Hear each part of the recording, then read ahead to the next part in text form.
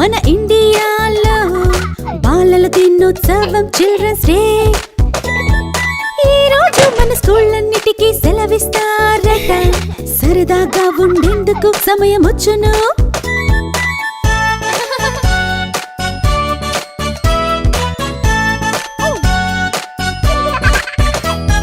Teachers చేస్తారు school అంతా fun. ఆటల పాటలతోటి సంతోషం.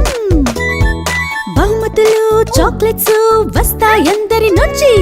టీచర్స్, అమ్మా, నాన్న, తాత, బామ్మల నుంచి.